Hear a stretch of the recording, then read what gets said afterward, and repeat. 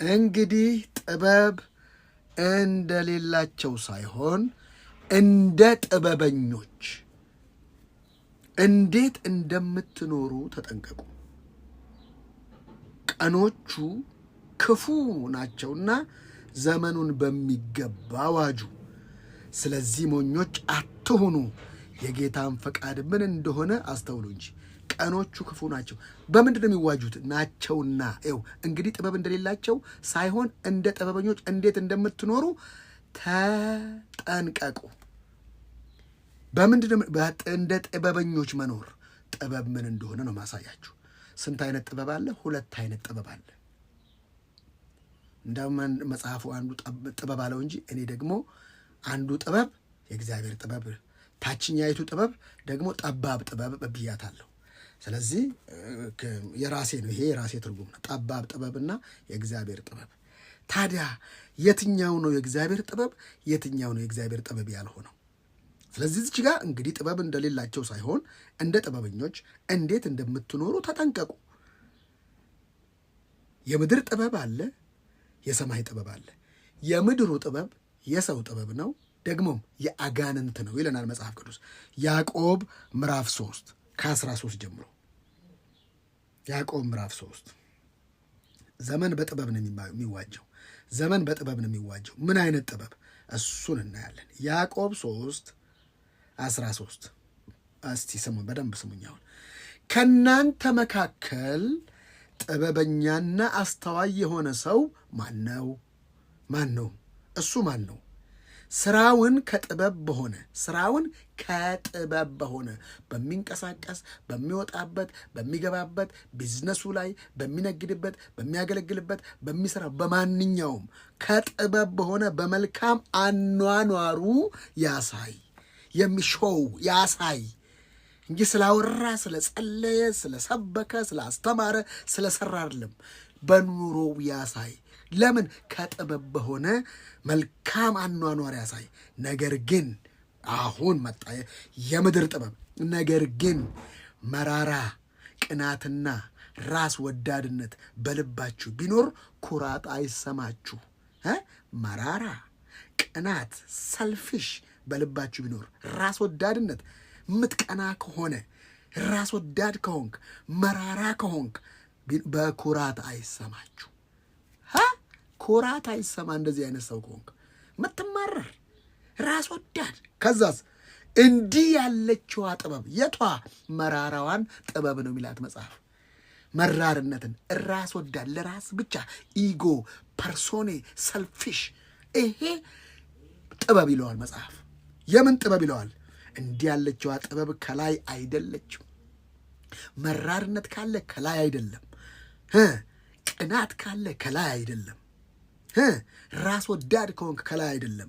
እንዲህ ያለችዋ ጥበብ ከላይ አይደለችም። ነገር ግን ከምድር ከስጋና ከአጋንንት ናት። ዲሞኒያን ነች። በቃ ዲመኒክ ነህ። እቺ መራርነት እኔ ጌታ አስመሮኛል ማራ በሉኝ፣ እንደዛ ብሎ ነገር የለም። ኢየሱስ ክርስቶስ እንድትማረርና እንድትመረር ወደዚህ ምድር አልመጣም። ስለዚህ ልብ ውስጥ ቅናት ካለ፣ ልባችን ውስጥ መራርነት ካለ፣ ራስ ወዳድ ለእኔ ብቻ ነገር የምንልበት ነገር ካለ እሱ ምን አይነት ጥበብ ነው? ከምድር ነው፣ ከስጋ ነው፣ ከአጋንንት ነው። ዘመን በዚህ አይዋጅም። እየተማረርክ ዘመን አይዋጅም። ቅናት ውስጥ እያለ ዘመን አይዋጅም። ቃኤል ቀናና ወንድሙን ያደረገውን እሱ ከዛስ ሊያርፍ አልቻለም። እየተቅበዘበዘ ኖረ። ለምን? የአጋንንት ናት። ሰውን የሚያገዳድለው ምንድን ነው? ቅናት። አየህ፣ ሰውን ምን የሚያገዳድለው? መራርነት። መረረኝ። ሰውን የሚገለው ሲያጣ ራሱን የሚያጠፋበት መራርነት። ሌላው ደግሞ እባካችሁ ራስ ወዳድ፣ ሰልፊሽ፣ ብቻዬን ልሙት የሚል ዘመኑ ደግሞ አይታ በር ዘግተህ ብቻ ነው ሁሉም። ራስ ወዳድነት፣ መራርነት እና ቅናት፣ እነዚህ ለካ መጽሐፍ ቅዱሳዊ ጥበብ ይላቸው። እኔ ጠባብ ጥበብ ብያቸዋለሁ። ከስጋና ከአጋንንት ናት። ለምን? ቅናትና ራስ ወዳድነት ባሉበት ስፍራ በዚያ ሁከትና ክፉ ስራ ይገኛሉ። ምንና ምን? ቅናትና ራስ ወዳድነት ካለ። ቅናት ማለት በወንድምህ ለምን ሆነለት? ራስ ወዳድ ለእኔ ብቻ መሆን ነበር ባሉበት ስፍራ በዚያ ሁከትና ክፉ ስራ ይገኛሉ። ቅናት አለ፣ ክፉ ስራ አለ። ራስ ወዳድነት፣ ክፉ ስራ አለ። አልተመቸህም እንጂ ለመግደልም አትመለስም። መጽሐፍ ቅዱስ ይህን ጥበብ ይለዋል። የማን ጥበብ? የስጋ ጥበብ። የምን ጥበብ? የምድር ጥበብ። የምን ጥበብ? የአጋንንት ጥበብ። ስለዚህ በእንደዚህ አይነት ነገር ያለን ሰዎች እንመለስ። ጠባብ እያደረገ ከአጋንንት ጋር እየተወዳጀን ነው። ለምን? በፊትህ ታደባለች ኃጢአት፣ በፊትህ ንገስባት። ምን ነው ፊትህ ጠቆረ አለው? ቅናት እያቃጠለህ ነው። ደግሞ የሚገርመው ነገር የቀናህበት ሰው እየለማና እየለመለመ ሲቀጥል አንተ በቅናት እዛው እርር እያልክ ትኖራለህ። ቅናት እዩት፣ ፖለቲካው ላይ እዩት፣ ምድር ላይ እዩት፣ የትም ይሄ ነው። ዘመንን ተቀምቶ ነው ሰው በእንደዚህ አይነት ውስጥ የሚኖረው። ጥበብ የለውም ሰው፣ ጠባብ ጥበብን ይዟል። ለራሴ ብቻ ሁሉ የሚሮጠው ለራሱ፣ ጊዜ የለኝም ይልሃል። ውሸት ነው። ጊዜ የለኝም። ጊዜ ማን? የጊዜው የባለቤት የእግዚአብሔር ጊዜ ነው። ጊዜ አለ፣ ጊዜ የለኝም። ውሸት ነው፣ ውሸት ነው። ለሐሜት ጊዜ አለ፣ ለተንኮል ጊዜ አለ፣ ለሴራ ጊዜ አለ። ለእግዚአብሔር ጊዜ የለም። አያችሁ ጥበብ። ዘመን እንዴት ተዋጃለህ? ዘመን መዋጃ። እሺ፣ ቅናትና ራስ ወዳድነት ባሉበት ስፍራ በዚያ ሁከት፣ ረብሻ ውስጥ አለ። ነገሮች ረብሻ ነው። አንተ ውስጥ ቅናት አለ። አንተ ውስጥ ራስ ወዳድነት አለ። ራስ ወዳድነትና ቅናት ባሉበት በዚያ ሁከትና ክፉ ስራ ሁሉ ነው የሚለው። በቃ ሁሉ የሚቀና ማህበረሰብ፣ የሚቀና ባለበት ቦታ ሁሉ ግድያ አለ። የሚቀና ባለበት ቦታ ሁሉ ክፉ ስራ ሁሉ አለ። ራስ ወዳድ፣ እኔ ከሞትኩ ሰርዶ አይብቀል አይነት። ይሄ ነው ምድርን እያተራመሰ ያለው። ይሄ ነው ምድርን እየበጠበጠ ያለው። ይሄ ነው ምድርን ግራ እያጋባ ያለው። ይሄ ነው ምድርን ከላይ እስከታች እያመሰ ያለው። አያችሁ፣ ይሄ ጥበብ ነው እኮ። ለራስህ እንደ ፈረንጅ አታልይ፣ ለራስህ የሆነች ነገር የምታደርግ ከሆነ ሌላው የማይሰማህ ከሆነ እሱ ጠባብ ጥበብ ውስጥ ነው ያለ ነው። እንደዚህ የምንመላለስ ከሆነ እንደዚህ አይነት ነገር ለሌላው ማንቆረስ ለሌላው የማይሆን ከሆነ እሱ ክፉ ስራ እና ሁከት አለ። ታዲያ ከላይ የሆነችው ጥበብ የትኛዋ ነች? ከሰማይ የሆነችው ጥበብ ይለናል ቁጥር 17 ላይ ያዕቆብ 5:17 ከሰማይ የሆነችው ጥበብ ግን መጀመሪያ ንጽህ ናት። ዘመን ይዋጃል በንጽህና። ንጽህት ናት። በኋላም ሰላም ወዳድ ናት። ሌላኛ ጥበብ ሲኖርብህ ሰላምን ትወዳል። ዝም ብለህ ውጊያ ላይ አታፈጥም። ዝም ብለህ ከሰይጣን ጋር አትታገልም። ሰይጣን ዲፊትድ የወደቀ ጠላት ላይ ተው። አሁን መጀመሪያ ከሰይጣን ጋር ሰላም ይኖረን እያልኳችሁ አይደለም። መጀመሪያ ንጽህት ናት። ህይወቱን በንጽህና ይጠብቃል። እንደዛ አይነት ህይወቱን በንጽህና ይጠብቃል። መጀመሪያ ንጽህት ናት። የስ ፒውሪቲስ ፓወር። አንተ ላይ አንድ ነገር ካልተገኘ ጠላት የት ያገኛል? ድካም አለብኝ። ያው ድካም ግን ሊራራል የሚችል ታላቅ ሊቀ ካህን ኢየሱስ በሰማይ አለ። ስለ ድካም አይደለም። አሁን ከድፍረት ተመለስ፣ ከማይሆን ሐሳብ ተመለስ፣ ከቅናት ተመለስ፣ ከሴራ ተመለስ፣ ከተንኮል ተመለስ። ከሰማይ የሆነችው ጥበብ ግን በመጀመሪያ ንጽሕት ናት፣ በኋላም ሰላም ወዳድ ናት። ሰላም ወዳድ በዛኛው ትርጉም እንዳውም ታራቂ ናት ይላል። አይ እንጣላለን እኮ እንጋጫለን። ምላስና ጥርስ ይጋጩ የለ በቃ ምላስና ጥርስ ስለተጋጩ እኔ አልፈልግም ከአንቺ ጋር መኖር ቢልና ምላስ ብትወድቅ ቁንጫጭ ነው የምትወርሰው። መጀመሪያ ኢየሱስ ክርስቶስ ጌታ ነው። የሰማይቱ ንጽሕ ናት፣ በኋላ ሰላም ወዳድ። ቢቻላችሁ አለ መጽሐፍ ቅዱስ ከሰው ሁሉ ጋር በሰላም ኑሩ። ቢቻላችሁ ከአንተ ዘንድ ምንም አይና አትያዝ። ቂም መያዝ ማለት መርዝን እየጠጡ ሌላው እንዲሞት መጠበቅ ማለት ነው። አንድ ቀን ሌላው እንዲሞት መጠን መርዝ እየጠጡ ራስህ ነው የምትጎዳው። ራስህ ነው ሰፈር የምታረገው። ራስህ ነው የምትደከርተው። ቂም በኋላም ሰላም ወዳድ ታጋሽ ናት። ትታገሳል። ፍቅር ይታገሳል። ቸርነትን ያደርጋል። አመፃን በሚያደርጉት ላይ አይቀናም ይላል። ታጋሽ ናት። በኋላ እሺ ባይ ናት። እሺ ለኃጢአት አይደለም፣ ለይቅርታ ለምህረት እሺ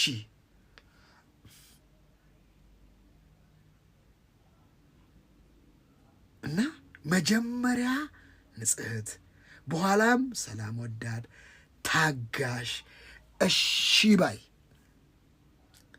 ታጋሽ ነህ፣ ታጋሽ ነሽ፣ ታጋሽ ነኝ ይሞግተናል እግዚአብሔር ቃል። ታጋሽ ነኝ፣ ንጽሕት ነኝ፣ ሰላም ወዳድ ነኝ። ሰላምን ነው የምፈልገው።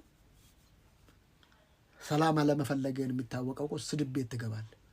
ሰላም አለመፈለግ የሚታወቀው እኮ በቃ ከሌን ዛሬ ጉዱ ተዝረከረከ። እኔ ወንድሜ ጉድ ሲዝረከረከ የምሰማው እኔ አም ኖት ጋርቤጅ። እኔ ጋርቤጅ አይደለሁም። እንዴት ነው የምሰማው? የኔስ ጉድ ነገ እግዚአብሔር ቢያወጣው ምን አግብቶኝ ነው? ሰው የዘራውን አይደለም የሚያጭደው። ምን አግብቶኝ?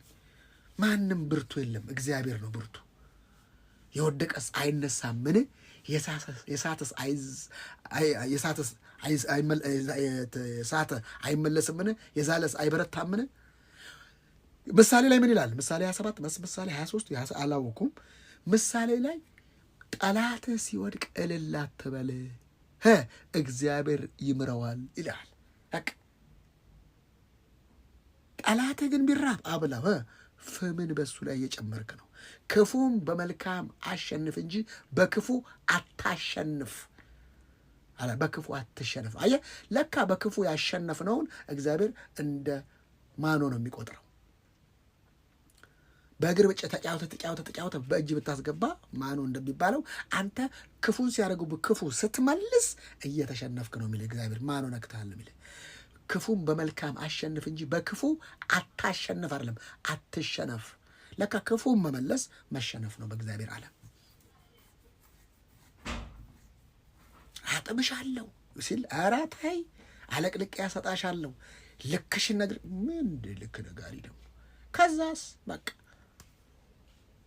በሚያልፍ ቀን የማያልፍ ቃል ላይ ዘርተህ ትውልድ ላይ ታበላሻል። ትርክት ተው።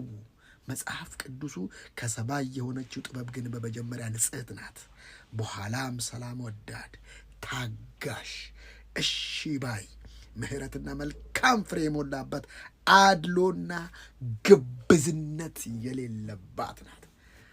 ይህ ላኛ አድሎ የለም፣ ግብዝነት የለም። ኢየሱስ ለዘላለም ጌታ ነው።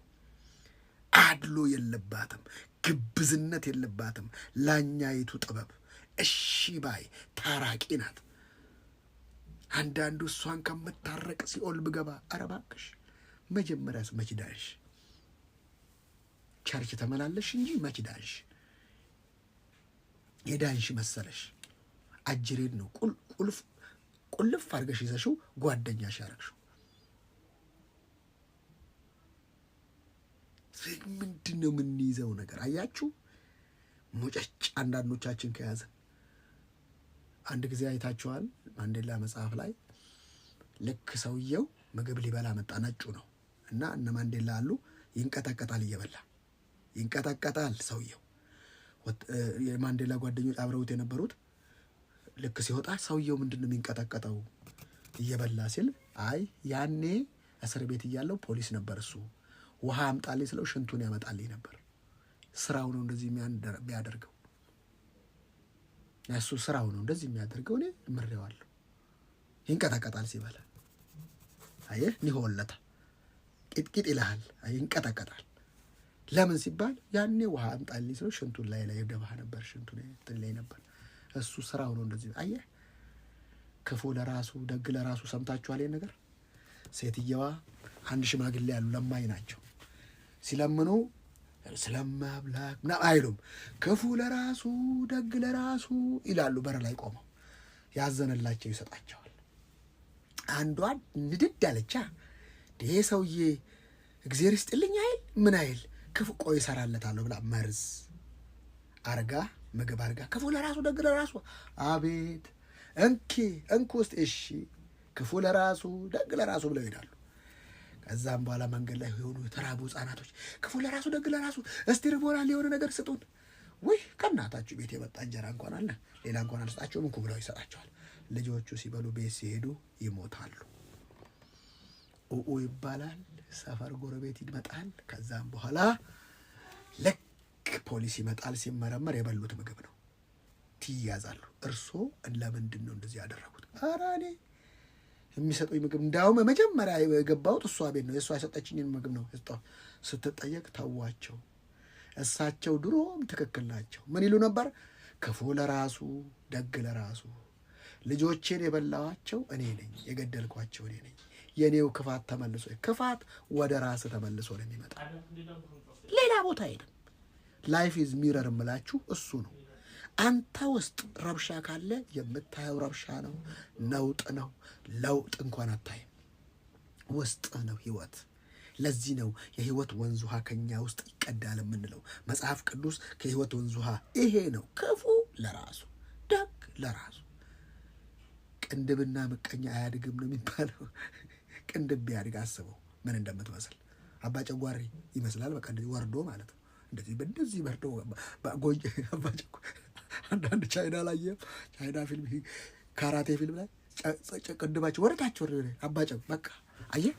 እባካችሁ አታስቁኝ ያለ ፕሮግራም እና ታጋሽ ናችሁ ወይ? ታጋሽ ናችሁ ወይ? እስቲ ቆይ አንድ ነገር ልንገራችሁ። እሺ ሰውነታችን የማያድግ እሱ ብቻ ነው ብለናል። እሱ ደግሞ እስቲ ላጩት ሰው ግርግዳ አይደል የሚመስለው? ልጭት ስታረጉት አይጠቅምም የሚባል ነገር አለ። እግዚአብሔር በሰዓቷ እዛች ጋር ልክ እንደዚህ ትንሽ ናይክ አድርጎ ያስቀመጣት ለውበት ነው። እሷን ላጯት ግርግዳ ነው የምትወስዱት። በቃ ማን ነው የቆመው? የተለሰነ ግርግዳ ማለት ነው። ምን ልላችሁ ፈልጌ ነው፣ እባካችሁ እህቶቼ እና ወንድሞቼ ማንንም አትያዙ። የምትያዙት እናንተ ናችሁ። የምትያዙት እናንተ ናችሁ። ሰውየውማ ነፃ ሆኖ እየኖረ ነው እኮ። አንድ ቀን የሆነ ነገር ለቀቀባችሁ፣ ሳያውቀውም አውቆም ለቀቀባችሁ። እናንተ እሱን ይዛችሁ አዝላችሁ ለምን ትኖራላችሁ? ቅዝምዝምና ጊዜን ይባላል። ጎንበስ ብሎ ማሳለፍ። ሲቅመዘመዝ አንገቴን ይቆርጠሃላ። ቅዝምዝምና ጊዜን ጎንበስ ታጋሽ ይለዋላ። አየህ ጊዜ በትዕግስት ውስጥ አንዳንድ ነገር እኮ ብንታገሳት ታልፋለች። ከወያላ ጋር ትጣላለህ መልሴን እያልክ መልስን ካልሰጠህም 3 ብር 4 ብር ይውሰድ በቃ። ምን ጊዜ እናንተ ገንዘባችንን ትበላለች። ያንተ 4 ብር እና 5 ብር ሰውን ያሳድግ ተው እስቲ። አንዳንዴም ነቃ በል እስቲ። ለሻይ ቤት ሰውዬ ለሻይ ቤት የምታስተናግደው 20 ብር 30 ብር ቲፕ ትሰጣለህ። ወያላው ቢወስድስ በቃ 5 ብር ብታውለትስ ምንም ማለት አይደለም። አንዳንድ ነገሮች ታግሰናቸው የምናልፋቸው። ሌላው እሺ ባይ በቃ አንዳንድ ሰሞን ልጭ አድርጎ ምንም እሺ ትለዋለህ። በቃ ምን ይፈጠራል? ምንም እኮ አትሆንም። እኔንማ ቀናኩማ አሳያቸው ሰው አልነካም አይደለም። ተው እግዚአብሔር ከሰማይ ወርዶ በሰው በፈጠረው እጅ የተሰቀለው ለእኔና ለአንተ ነው። አንዳንዴ እሺ ባይ ምህረትና መልካም ፍሬ የሞላባት መልካም ፍሬ ለራስህ ነው። አድሎና ግብዝነት የሌለበት አድሎና ግብዝነት የሌለበት ኢየሱስ ክርስቶስ ጌታ ነው። አድሎና ግብዝነት አሁን አድሎ በዘር በሃይማኖት በምን ነገር ሁሉ የተደብላለቀ ዘመኑ የተበላ ትውልድ። አንተ ዘመኑን መዋጀት ትፈልጋለህ? በዚህ ተመላለስ። ዘመኑን ገዛኸው ማለት የሚለው መጽሐፉ እንደዚህ ነው። እስቲ ዘመኑን ከዋጁ ሰዎች አንዱን ዳዊት እንየው። ምንድን ነው ዳዊት በዘመኑ ላይ ያደረገው? አንደኛ ሳሙኤል 18:14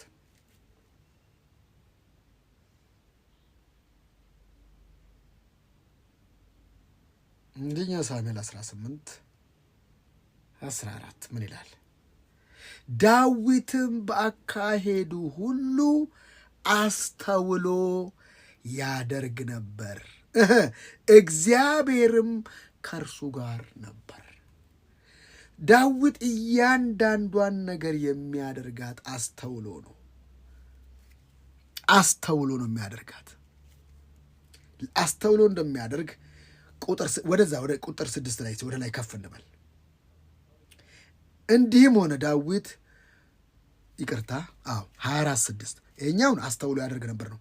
24:6 እዛው 24:6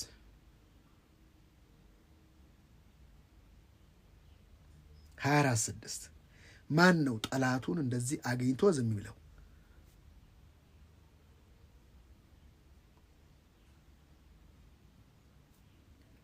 ከ4 ጀምሮ 26 ከ4 ጀምሮ ዳዊትም ሰዎቹ እነሆ ጠላትህን በእጅ አሳልፌ ሰጠዋለሁ፣ በዓይንህም ደስ የሚያሰኝን ታደርግበታለህ ብሎ እግዚአብሔር የነገረህ ቀን እነሆ ዛሬ ነው አሉት። ምንም ባገኘው ጊዜ ሳኦል መጥቶ በመንገድ አጠገብ ወዳሉት የበጎች ማደሪያ መጣ። በዚያም ዋሻ ነበረ። ሳኦልም ወገቡን ይሞክር ዘንድ ከዚያ ገባ።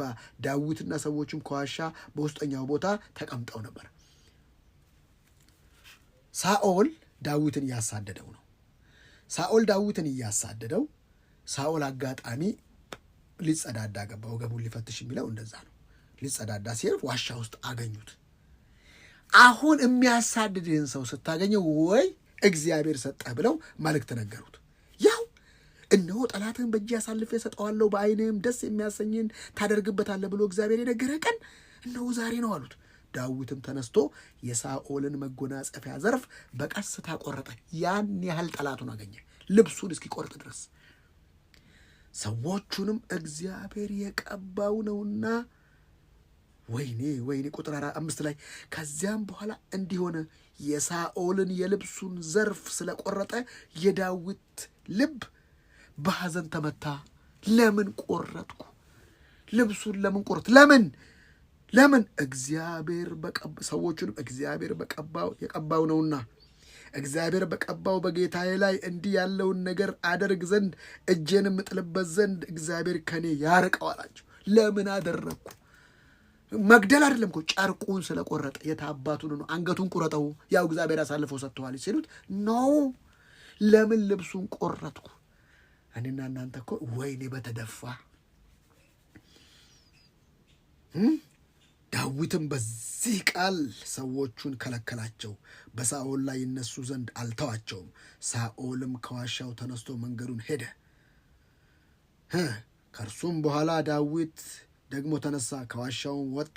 የሳኦልም በኋላ ጌታዬ ንጉሥ ሆይ ብሎ ጮኸ። ሳኦልም ወደ ኋላው ተመለከተ። ዳዊትም ወደ ምድር ተጎንብሶ እጅ ነሳ። ይኸው ለአሳዳጁ። ዳዊትም ሳኦልን አለው፣ እነሆ ዳዊት ክፉ ነገር ይሻብሃል የሚሉህን ሰዎች ቃል ለምን ትሰማለህ? እነሆ ዛሬ በዋሻው ውስጥ እግዚአብሔር በእጄ አሳልፎ እንደሰጠህ ዓይንህ አይታለች። አንተንም እንዳልገልህ ሰዎቹ ተናገሩኝ። እኔ ግን አንተንም እንድገድልህ ሰዎቹ ተናገሩኝ። ግደለው ብለው ይነገሩኝ አጠገብ ያሉት። እኔ ግን በእግዚአብሔር የተቀባ ነውና እጄም በጌታዬ ላይ አልዘረጋም ብዬ ራራውልህ። አቤት ራራውልህ። ግደለው ብለውኝ ነበር። ኢንፎርሜሽን ሰጥተውኝ ነበር። መልእክት ቢጤም መጥቶልኝ ነበር። ልገልህ ይችል ነበር። እኔ ደግሞ ራራዋል። ደግሞም አባቴ ሆይ ኤው በእናትህ ጠላቱን አባቴ ሆይ የልብስህን ዘርፍ በእጄ እንዳለ ተመልክተህ እወቅ። የልብስህንም ዘርፍ በቆረጥኩ ጊዜ አልገደልኩህም። ስለዚህም በእጄ ክፋትና በደል እንደሌለ አንተም ነፍሴን ልትወስድ ምንም ብታሳድደኝ እንዳልበደልኩህ ተመልክተህ እወቅ። እግዚአብሔር በእኔና በአንተ መካከል ይፍረድ። እግዚአብሔር አንተን ይበቀልልኝ። እጄን ግን በአንተ ላይ አትሆንም። በጥንት ምሳሌ ከኃጢአተኞች ኃጢአት ይወጣል እንደተባለ እጄ ግን በአንተ ላይ አትሆንም። የእስራኤል ንጉሥ ማንን ለማሳደድ መጥቷል? አንተስ ማንን ታሳድዳለህ? የሞተ ውሻን ወይስ ቁንጫን ታሳድዳለህ? እኔ የሞተ ውሻ ነኝ፣ ቁንጫ ነኝ። ምን አረኮ? ዋው! እንዲህ እግዚአብሔር ዳኝ። እንግዲህ እግዚአብሔር ዳኛ ይሁን፣ በእኔና በአንተ መካከል ይፍረድ፣ አይቶም ይሟገትልኝ፣ ከእጅህ ያድነኝ። እንዲህም ሆነ ዳዊት ይህንን ቃል ለሳኦል መናገር በፈጸመ ጊዜ ሳኦል ልጄ ሆይ ዳዊት ይህ ድምፅህ ነውን አለ። ሳኦልም ድምፁን ከፍ አድርጎ አለቀሰ። ያለቅሳል፣ ነገ ደግሞ ሊገል ይፈልጋል። ሰው እንደዚህ ነው። ሰው እንደዚህ ነው። ሰው እንደዚህ ነው። እንደዚህ ብሎ አለቀሰ ይልና የሚገርም እኮ ያሳያቸዋለሁ። አለቀሰ፣ ዳዊትን አለው እኔ ክፉ በመለስኩልህ ፈንታ በጎ መልስህልኛልና አንተ ከኔ ይልቅ ጻድቅ ነህ። እግዚአብሔርን በእጅ አሳልፎ ሰጥቶኝ ሳለ አልገደልከኝምና ለእኔ መልካም አደረግክልኝ። አንተ ዛሬ መልካምነትን አደረግክልኝ። አንተ ዛሬ አሳየኸኝ። ጠላቱን አግኝቶ በመልካም መንገድ ሸኝቶ የሚሰድ ማን ነው? ታዲያ ዳዊት እንደ ልቤ ቢለው አይደንቅም እግዚአብሔር? ስለዚህ ለእኔ ስላደረግከው ቸርነት እግዚአብሔር ይመልስልህ። አሁንም እነሆ አንተ በእርግጥ ንጉሥ እንድትሆን የእስራኤል መንግሥት በእጅ እንድትጸና እኔ ያውቃለሁ። ጠላትህ ያውቃል። ሳኦል አውቀዋለሁ። መንግሥት ንጉሥ እንደምትሆን ምንም ጥርጥር የለኝም። ታዲያ ለምንድን እንደዚህ የሚያሳደው? ክፉ ተቀማ፣ ቀኑን ተቀማ። በክፉ የተቀሙ ቀናቸው ክፋቸው የተቀሙ ሰዎች ወደዛ ነው የሚሄዱት። መልካም ማድረግ ይፈልገው አይችሉም። ለምን? ቀናቸው ተቀምቷል። ይዋር ብለስ ነው። አሁን እንግዲህ ከእኔ በኋላ ዘሬን እንዳትቆርጥ ከአባቴም ቤት ስሜን እንዳታጠፋው በእግዚአብሔር ማለልኝ። ያው ጠላቱ እንደዚህ ይለዋል። ዳዊትም ለሳኦል ማለለት። ሳኦልም ወደ ቤቱ ሄደ፣ ዳዊትም ወደ ሰዎቹ።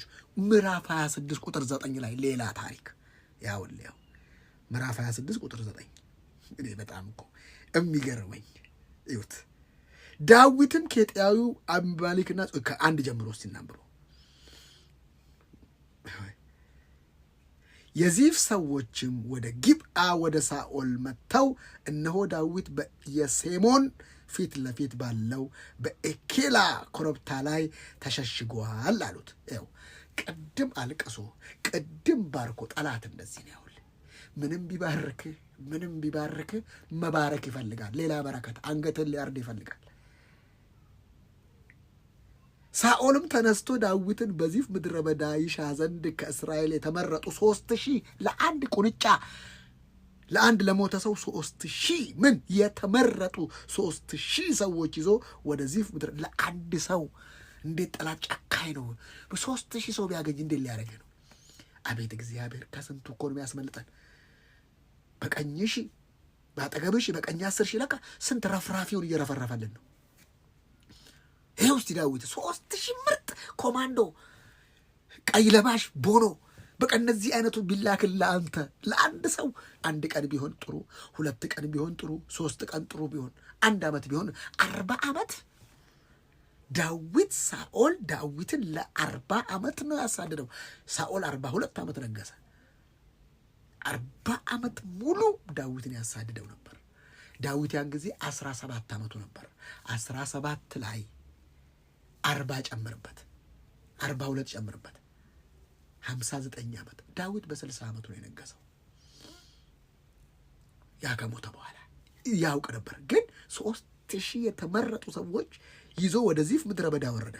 ሳኦልም በሴሞን ፊት ለፊት ባለው በኤኬላ ኮረብታ ላይ በመንገዱ አጠገብ ሰፈረ። ዳዊት አየንትና ሳኦል ሰፈራ ይዘዋል ለአንድ ሰው። አቤት አንተ ጠላት ሲኖርብህ እኮ አንድ አይደለም የሚያዘምትብህ፣ ያሰፍርባል። ለዚህ ነው ዳዊት ምዕራፍ 17 ላይ ምዕራፍ 27 ነው 17 ላይ ዳዊት ሳይቀባ ሰራዊትን ቢሰፈርብህ ልቤ አይፈራም አለ። ሰፍሮበት ነበር፣ ሰፈረ። ሳኦልም በየሴሞን ፊት ለፊት ባለው በኬላ ኮረብታ ላይ በመንገዱ አጠገብ ሰፈረ። ዳዊትም በምድረ በዳ ውስጥ ተቀምጦ ነበር። አይ ዳዊት። ሳኦልም በስተኋላው ወደ ምድረ በዳ እንደመጣ አየ። ዳዊትም ሰላዮቹን ሰደደ። ሳኦልም ወደዚህ እንደመጣ በእርግጥ አወቀ። ዳዊትም ተነስቶ ሳኦል ወደ ሰፈረበት ቦታ መጣ። ምን አይነት መንፈስ ነው አንተ ካልቫኒ ኮፕራ! ዳዊትም ተነስቶ ሳኦል ወደ ሰፈረበት ቦታ መጣ። እንዴት አይሸሽም? ሳኦልና የሰራዊቱ አለቃ የኔር ልጅ አበኔርም የተኙበትን ስፍራ አየ። እግዚአብሔር ያስተኛለት። እግዚአብሔር እንቅልፍ ለቀቀባቸው። አየ። ሳኦልም በሰፈሩ ውስጥ ተኝቶ ነበር። ያውል ቢሰፍሩም ያስተኛልሃል። ተኝቶ ነበር። ሕዝቡም በዙሪያው ሰፍሮ ነበር። ዳዊት ልቡ ነው የሚገርመኝ በአምላኩ ነው። ዳዊትም ከኤጣውያንን አቢማሌክና ጽሩያን ልጅ የኢዮባዊን ወንድም አቢሳን ወደ ሳኦል ወደ ሰፈሩ ከእኔ ጋር የሚወርድ ማን ነው ብሎ ጠየቃቸው።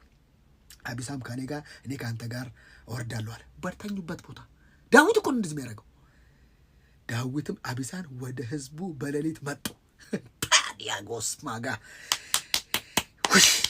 ሳኦል ጦሩን በራሱ አጠገብ በምድር ተክሎ በሰፈሩ ውስጥ ተኝቶ ነበር። አብኔርና ሕዝቡም በዙሪያው ተኝተው ነበር። አምላኬ እንቅልፍ ለቆባቸው ነበር። ዳዊት ያደረገው ነው።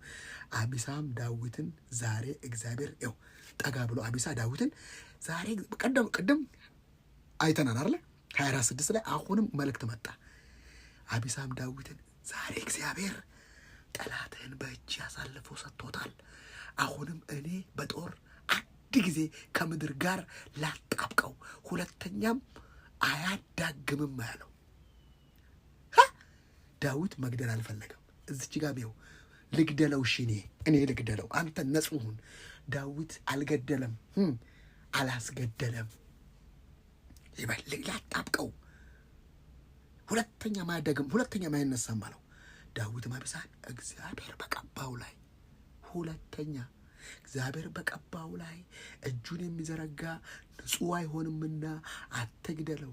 በአገልጋይ ላይ አፍን የምትከፍት በተለያዩ በእግዚአብሔር በቀባቸው ድካም ሊኖር ይችላል፣ ውድቀት ሊኖር ይችላል። እሱም ይቀጣዋል። አንተ ማነህ? ያው ንጹሕ እግዚአብሔር በቀባው ላይ እጁን የሚዘረጋ ንጹሕ አይሆንምና አትግደለው አለው። ዳዊት ሕያው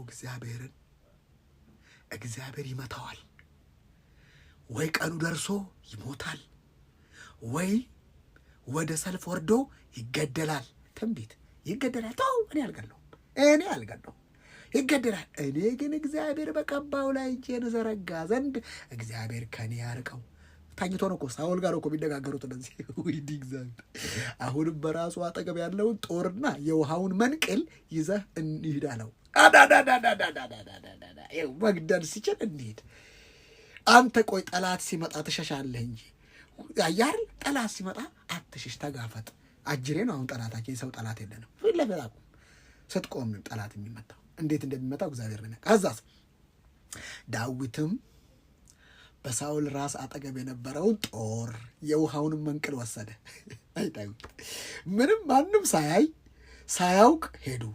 ከእግዚአብሔርም ዘንድ ከባድ እንቅልፍ ወድቆባቸው ማን እንቅልፍ እንደጣለባቸው ዳዊት ያውቃል ነበርና ሁሉ ተኝተው ነበር እንጂ የነቃ አልነበረም። ከዛስ ዳዊትም ወደዚያ ተሻገረ። አሁን መጥቶ ነበር እኮ ተሻግሮ በተራራው ራስ ርቆ ቆሞ በመካከላቸው ሰፊ ስፍራ ነበረ። አየህ እንዳይደርሱበት ማለት ነው። ዳዊትም ለሕዝቡ 3000 ሰው ዳዊትም ለሕዝቡና ለኔር ልጅ ለአብኔር አብኔር ሆይ አትመለስምን ብሎ ጮኸ። አብኔርም መልሶ ለንጉሡ የሚጮኸው አንተ ማነህ አለ። ዳዊትም አብኔርን አንተ ጎልማሳ አይደለህምን? ቦዲጋርዱ ማለት ነው የሳኦል ቀዳው። በእግዚአብሔር ዘንድ አንተን የሚመስል ማን ነው? አንተ ቦዲጋርድ ጌታህን ንጉሡን ለመግደል አንድ ሰው ገብቶ ነበርና ጌታህን ንጉሡን የማትጠብቅ ስለምንድን ነው? ቦዲጋርድ ነህ፣ እንዴት አልጠበቅከውም? ቤት ዳዊት እንዴት አልጠበቅከውም? አንተ ቦዲጋርድ ጎልማሳ። አይሳደብ ምን አይል በቀንነት አንተን የሚመስል የለም። ምጻት ሊሆን ይችላል። ይህ ያደረግከው ነገር መልካም አይደለም። ሕያው እግዚአብሔርን አንተ እግዚአብሔር የቀባውን ጌታችሁን አልጠበቃችሁምና ሞት ይገባችኋል። ቦዲጋርድ ስራ ምንድን ነው? ጠቅላይ ሚኒስትሩን መጠበቅ አይደለም ወይ? መሪውን መጠበቅ አይደለም ወይ? ስራ ምንድን ነው? ምንድን ነው የምታደርገው? እያለ እናንተን ነበር መግደል። ሞት ይገባችኋል። አሁንም የንጉሡን ጦርና በራሱ አጠገብ የነበረውን የውሃውን መንቅል የት እንደሆነ ተመልከት አለው። የት ነው መንቅሉ? ውሃ መጠጫ ኮዳው የት ነው? ጦሩስ የት ነው? ምን ትሰራለህ አንተ ሰነፍ ጠባቂ ይልና በሰብንትኖቹ ላይ ዳዊት ሲው ኃይለኛ የጦር መሪ መሆኑን የምታውቀው ከሰውየው ጋር ያነካከዋል። ሳኦልም የዳዊት ድምፅ እንደሆነ አውቆ ልጄ ዳዊት እንደገና አቤት ጠላት ልጄ ዳዊት ሆይ ይህ ድምፅህ ነውን አለው። ዳዊትም ጌታዬ ንጉሥ ሆይ ድምፄ ነው አለው። እነሆ አለ ጌታዬ ባሪያውን ስለምን ያሳድዳል? ምን አደረግኩ? ምንስ ክፋት በእጄ ላይ ተገኘብኝ? አሁንም ጌታዬ ንጉሥ ሆይ አሁንም ቃላንት አባቴ ንጉሴ ጌታዬ ሆይ የእኔን የባሪያህን ቃል ትሰማ ዘንድ እለምንሃለሁ። እግዚአብሔር በእኔ ላይ አስነስቶ እንደሆነ ቁርባንን ይቀበል። የሰው ልጆች ግን ቢሆኑ ሂድ ሌሎችን አማልክት አምልክ ብለው በእግዚአብሔር ርስት ላይ እንዳልቀመጥ ዛሬ ጥለውኛልና በእግዚአብሔር ፊት ርጉማን ይሁኑ። አሁንም ሰዎቹ ናቸው ያቃጠሉት። ቅድም ሲያቃጥሩ አለ ሂድና ገደል ያሉት። አሁንም በተራራው ላይ ሰው ቆቅን እንደሚሻ የእስራኤል ንጉሥ ነፍሴን ለመሻት ወጥቷልና ደሜ ከእግዚአብሔር ፊት ርቆ በምድር ላይ አይፍሰስ። ሳኦል በድያለሁ። አሁንም ያው ጠላት ቢበድል ወንድም ቢበድል 70 ጊዜ 70 ይቅር በለው ማለት ይቅርታ ቅድም ያለበምናት ላኛይቱ ጥበብ ይቅር ባይ በቃ እሺ ባይ ዳዊት እሺ ነው የሚለው። በቃ ይሄ ማለት ግን ጠላት ቢራብ አብላው ነው እንጂ አብረህ ብላ ይላል አይልም። ቢበላማ ይበላዋላ። ጠላት ቢራብ አብላው መንጭ በቃ እንጂ አብረህ ብላ አልበላው። መርዳት ካስፈለገ እርዳው። የወንድም ጠላት ሊሆን ይችላል፣ የእህት ጠላት ሊሆን በቃ እርዳት ሰው እንጂ አብረህ እንዳትበላ መጽሐፉ ነው የሚለው። አጉል ቸርነት አረ በቃ በዓይን ፊት ሳኦልም በድያለሁ፣ ልጄ ዳዊት ሆይ ተመለስ፣ ዛሬ ነፍሴን በዓይን ፊት ከብራለችና ከዚህ በኋላ ክፉ አላደርግብህም። እነሆ ስንፍናን አድርጌያለሁ፣ እጅግ ብዙ ስቻለሁ አለ። ዳዊትም መልሶ አለ የንጉሥ ጦር እነሆ ከብላቴኖች አንድ ይምጣና ይውሰድ። አየ ዳዊት እንደገና የምህረት ልብ ነው። አንድ ሰው ላኩ ችግር የለም። አንድ ሰው ላኩና ጦሩን ውሰዱ፣ ሂዱ መልሱለት፣ ይመልሳል። ዛሬም እግዚአብሔር በእጅ አሳልፎ ሰጥቶ ሳለ እግዚአብሔር በቀባው ላይ እጄን እዘረጋ ዘንድ አልወደድኩምና ለሁሉ እያንዳንዱ እግዚአብሔር እንደ ጽድቁና እንደ እምነቱ ፍዳውን ይክፈለው አለ ዳዊት። ነፍስህን ዛሬ በዓይኔ ፊት እንደ ከበረች እንዲሁ ነፍሴ በእግዚአብሔር ዓይን ፊት ትክበር፣ ከመከራም ሁሉ ያድነኝ። ሳኦል ዳዊትን ልጄ ዳዊት ሆይ ብሩክ ሁን፣ ማድረግን ታደርጋለህ፣ መቻልንም ትችላለህ አለው። ዳዊትም መንገዱን ሄደ። ሳኦልም በኋላ ላይም ደግሞ እንደገና ጦርነት ሊገለው መጥቶ እባክህ አሁንም ዳዊት እንደዚህ ቦታ ተሸሽጓልና ዳዊትን ድረስበት አሉት። እሱ ሲሄድ ከተማዋ ተከበበች። ወደ ከተማዋ ሲሄድ ዳዊትን ሊገለው ሲል እሱ ሄደ። ከዛ አንዱ ሳኦልን ገድያለሁ ብሎ መጣ። አንተ ንጉሥ በቀባው ላይ የምትዘረጋ ማነህ ብሎ ሰውየውን ገደለው። ምን ማለት ፈልጌ ነው? ዳዊት መግደል አልፈለገም።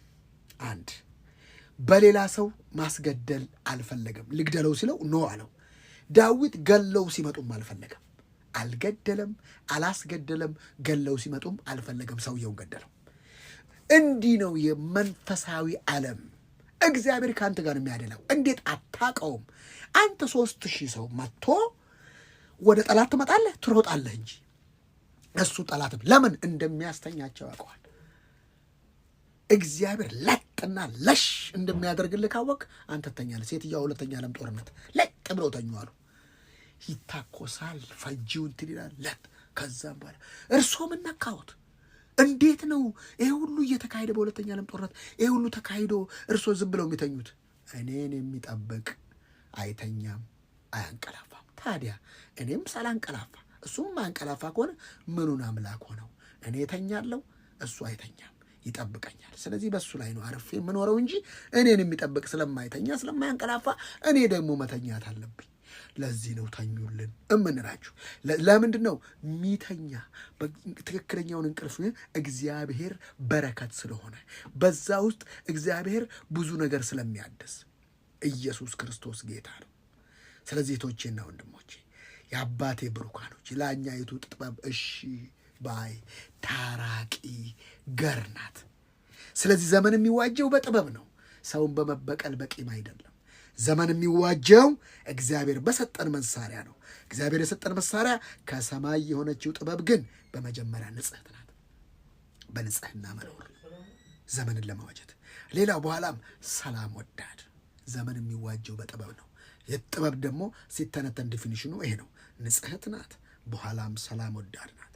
አንዳንዱ ጠበልሽ በዳቦ እኮ ነው ነገር የሚለው ሰው በኋላም ሰላም ወዳድ። ሌላው ታጋሽ ናት፣ ታጋሽ። ሌላው እሺ ባይ። ሌላው ምሕረትና መልካም ፍሬ የሞላባት። አድሎና ግብዝና አድሎ ሳታረጉ ኢየሱስ ክርስቶስ ጌታ ነው። እና ዛሬ ቃል ያው ቸርችም ስላለ ፕሮግራም ስለሚሄድ 3 ሰዓት ላይ ነው፣ 20 ደቂቃ አልፏል። ስለዚህ በታፕ ኮፒ ሊንክ ሼር ያደረጋችሁ እግዚአብሔር ይባርካችሁ፣ እግዚአብሔር ይርዳችሁ። አሁንም የእናንተን ነገር ያብዛ። በጊፍት ያገለገላችሁን እህቶችና ወንድሞች ሁላችሁንም እዚህ ያላችሁ ሳሪቾ፣ መኑካ፣ ሜሪ፣ ሄኖክ፣ ቲጂ፣ ሰብለ፣ ድሉ አምላኬ እንደ ታላቅ ባለጠግነቱ መጠን በክብር በክርስቶስ የሚያስፈልጋችሁን ሁሉ ይምላባችሁ። ለዘሪ ዘርን ለበላተኛ መብልን በብዙ የሚሰጥ አምላኬ ያብዛላችሁ። ስለዚህ